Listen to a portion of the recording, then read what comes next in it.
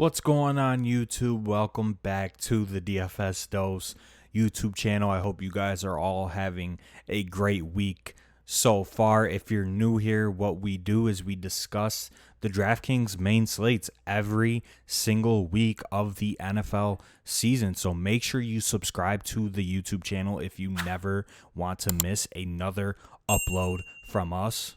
And if you're interested in just listening to the audio version of our podcast, we are called the DFS Dose on all podcast platforms: iTunes, Spotify, SoundCloud, Stitcher, Podcast Addict, whatever site you use for podcasts. The DFS Dose is on there. So make sure you subscribe to the audio podcast. You know, it gives you something to do while you're driving to work. It gives you something to do while you're just at home chilling, you know, maybe in the shower, scrubbing your body up. You know, play the DFS Dose, try and help you win some cold hard cash on DraftKings this week. In this video, I am going to be discussing my 3 favorite stacks for NFL Week 6. Pretty self-explanatory. I'm going to go in depth on 3 offenses that I think give you the best chance to win all of the money on DraftKings for NFL Week 6. If you like this style of content, make sure you leave a like on the video and comment down below who your favorite plays are for this week on DraftKings. And without further ado, let's talk about my favorite stacks for NFL Week 6. All right, so I have DraftKings.com opened up. The prices are up and available to discuss, and that brings me into my first and favorite stack for this week on DraftKings, and that is a Los Angeles Chargers stack. The Chargers have been one of the best teams in the NFL.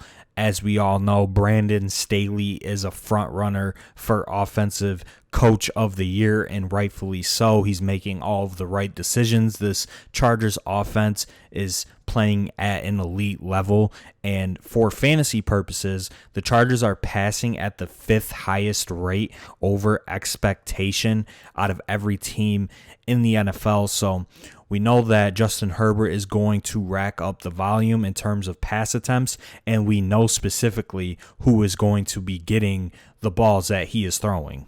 Justin Herbert at 7,300, I think, is appropriately priced. And then we have Austin Eckler at 7,900, Mike Williams at 81, and Keenan Allen at 6,400. Obviously, this is an expensive stack, and rightfully so. We saw the upside that this stack can give you in a single week. Last week against the Browns, Justin Herbert put up 45 points, which is a monster ceiling game from him. Mike Williams is the wide receiver 2 in the NFL, putting up a 39 ball, his best game of the season. Keenan Allen is still a target monster. You know, he's averaging 11 targets per game so far to start this season. And Austin Eckler, obviously boosted by his 3 touchdown performance, is still a great fantasy running back. And I just think this matchup, this game environment, this offense is just one you want to target in GPPs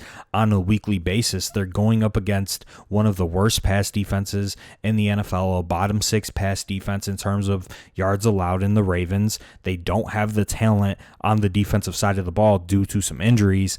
And I think this is just a phenomenal matchup for Justin Herbert to come out and dominate the Ravens. Like I mentioned earlier, we know who's getting the ball. It's going to be these 3 guys that I have in the lineup. Mike Williams has a 25% target share. Keenan Allen has a 26% target share. Austin Eckler has a 16% target share. And those are 3 guys that are above 10% on the team besides Jared Cook. You know, there's only 4 guys with a 10+% target share on the Chargers, and these are 3 of them. So we know who's going to get the ball in the receiving game, and we know their ceilings, which makes for one of the best stacks on a weekly basis. And obviously, projections aren't out yet. I'm recording this on Tuesday. It's getting released on Wednesday, so it's just an early look at NFL Week 6. And if this stack comes in at 60% cumulative ownership or 50% cumulative ownership, then obviously, don't play them in GPPs.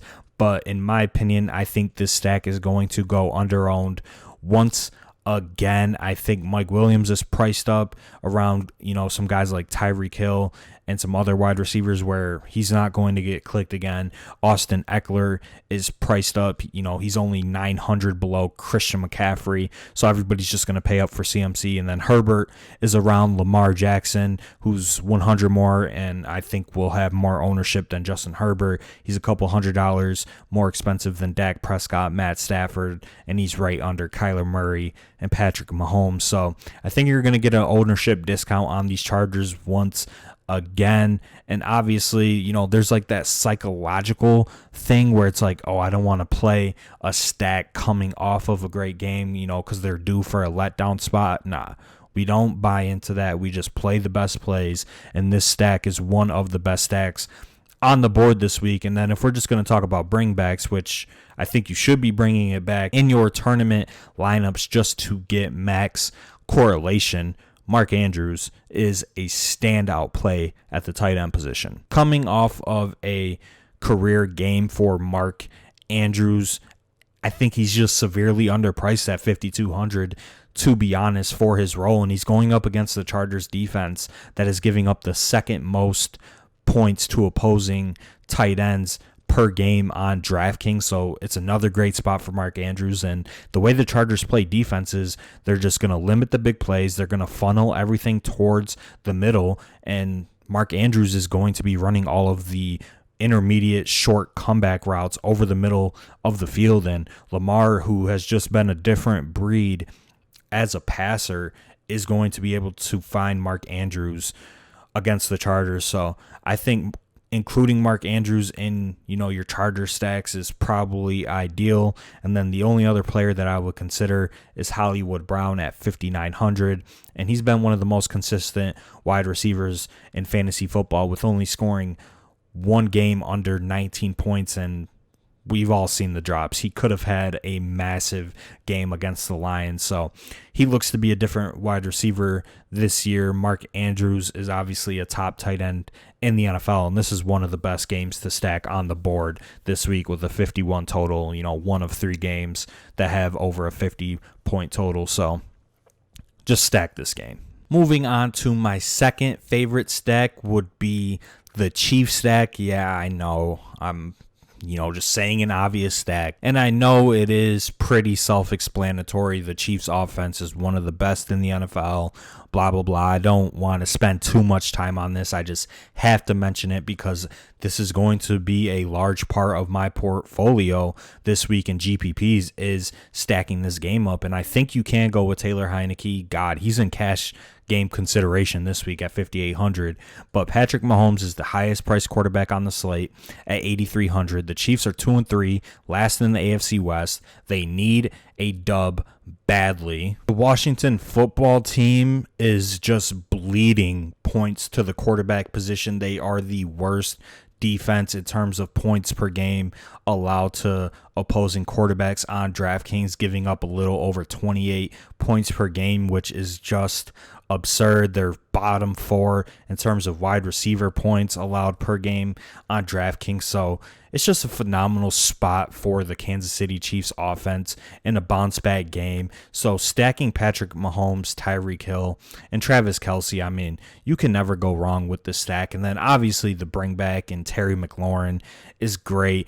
And if you run this specific stack, I don't know if it's feasible with only having 3,800 left per player. I don't know if you can do that. So you might have to substitute, one of Tyreek Hill or Travis Kelce out for another player in this offense.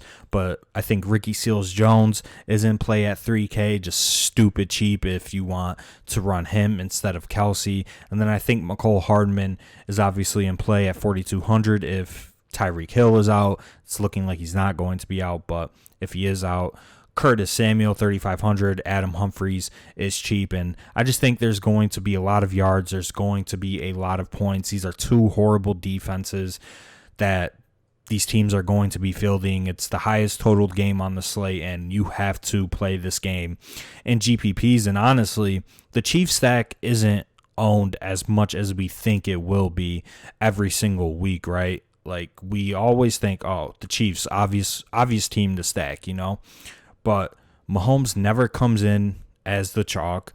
Tyreek Hill hardly ever comes in as the chalk. And Travis Kelce, I mean, he's still the tight end one overall. He's coming off of a couple of bad games, so I could see the Chiefs finding a way to get him back involved in the offense, and they just need a dub. So I'm stacking the Chiefs up. That's going to be one of my highest owned stacks this week. Terry McLaurin is one of the best wide receiver plays on the board at 7,100, so include him in your stacks. And honestly, I just like running this little mini stack and a bring back with Mahomes, Tyreek, and Terry McLaurin, because I think Travis Kelce will be more owned just because he is 7K and Tyreek Hill is 8,500. So you get a little salary relief going from Tyreek to Travis Kelce, but there's going to be a little bit more ownership on Kelce, so Tyreek would probably be my preferred option at that point. Moving on to my third and final stack, and just for video purposes, I have to include,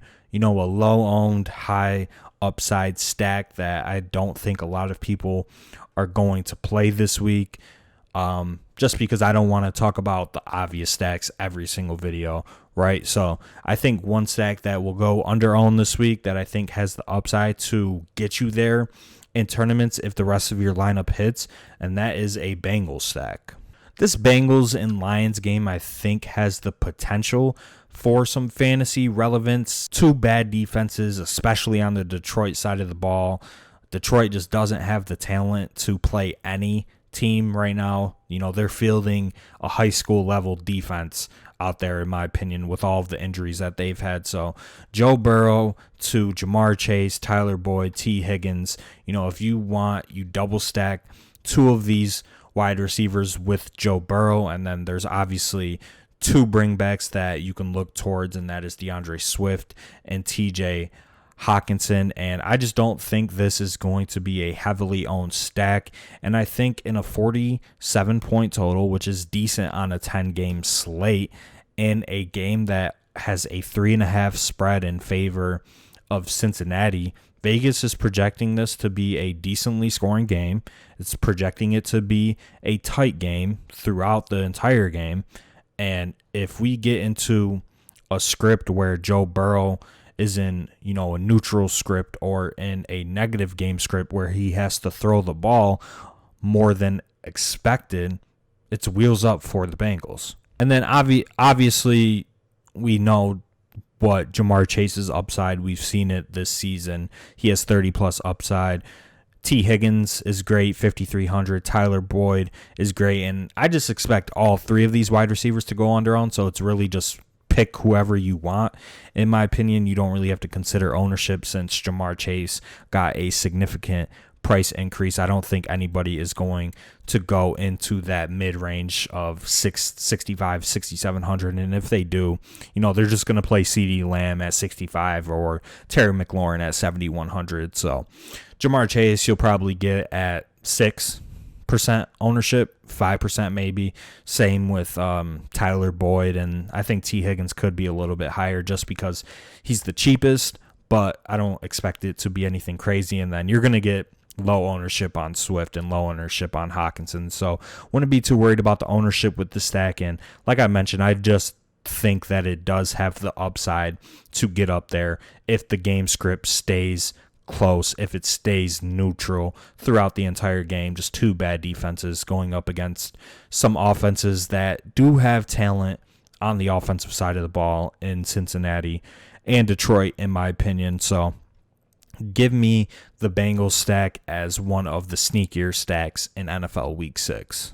But that is going to be it for the video. If you guys stayed throughout the entire video, I appreciate you. I know it's hard to watch a full-length video from a guy like me just talking about fantasy football, but if you did, you're a real one. If you fast-forwarded, I don't blame you. My attention span myself is shot. Like, I can't even get through a 1-minute TikTok video without scrolling. So to summarize, My favorite stacks this week are the Charger stack with a Ravens bring back, specifically Mark Andrews. My second favorite stack is the Kansas City Chiefs. Yeah, I know, Kansas City Chiefs. You're really giving us some advice. I know. I just had to include them with a Washington bring back. And honestly, I like stacking Washington as well. Just two horrible defenses. And then a Bengals stack with a Lions bring back would be my third and final favorite stack. That is going to be it for the video, though. If you guys enjoyed it, like I said at the top, make sure you subscribe. Help us get to 300 subscribers. Leave a like on the video if you enjoy the style of video and want to see it every week. Let's have a good week. Let's have a profitable week. I'm on a 2-week win streak in terms of cash. I've cashed in GPPs every single week of the season. I'm this close to binking a tournament. I've had a couple top 20 finishes over the last couple of weeks. I can feel it in my bones that I am getting ready to bink a tournament. So let's just try and win. Let's get this dub this week and let's sail to the money. Have a great week, guys. I will see you guys next week.